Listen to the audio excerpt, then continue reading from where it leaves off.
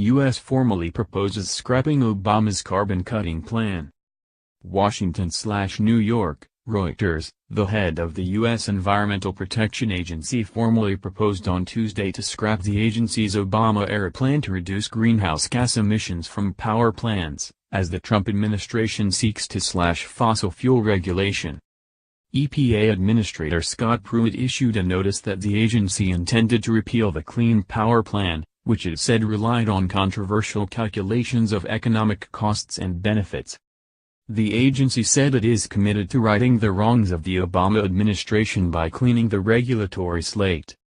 The EPA is obliged to regulate carbon emissions after it found in 2009 that pollution caused by such emissions endangers human health. But it left open the question of when a new plan would emerge. Any replacement rule will be done carefully, properly, and with humility, by listening to all those affected by the rule, said the EPA. Pruitt said on Monday in Kentucky that he would sign the repeal proposal, but the EPA unveiled the notice in a press release on Tuesday with little fanfare. Ending the plan could save up to $33 billion in compliance costs in coming years, it said. The move is part of Republican President Donald Trump's plan to revive the coal industry and boost domestic fossil fuel output. His administration has promised to reduce regulations on coal and drilling, which tends to be in states that form part of Trump's voter base. But environmentalists and other supporters of the plan said Pruitt's cost estimates cooked the book and did not fully consider billions of dollars in savings from reduced medical bills that would result from steep cuts in pollution from coal. The estimate also did not fully consider the future damage done from carbon emissions and the costs of U.S. carbon pollution abroad, critics say. The EPA did not issue a timeline on replacing the plan, only saying it would issue a rule in the near future. The ambiguity could delay fresh investment in electricity generation, an industry rife with aging plants, analysts said. This doesn't help steady the waters at all with regards to where the next $1 billion should be spent by power companies, said John Larson, a director at economic research consultancy the Rhodium Group. The Clean Power Plan was finalized in 2015 but never came into effect.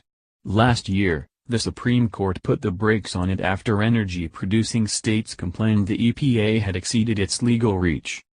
The plan had sought to reduce emissions from power plants by 32% below 2005 levels by 2030.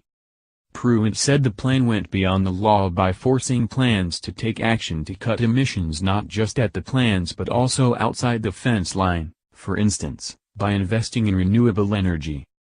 Electricity generators have pressured the Trump administration to not simply kill the plan but to form an alternative strategy, so they can avoid any future lawsuits for not taking action on emissions.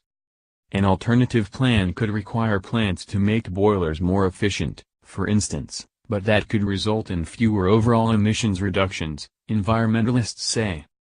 Republicans praised Pruitt's move.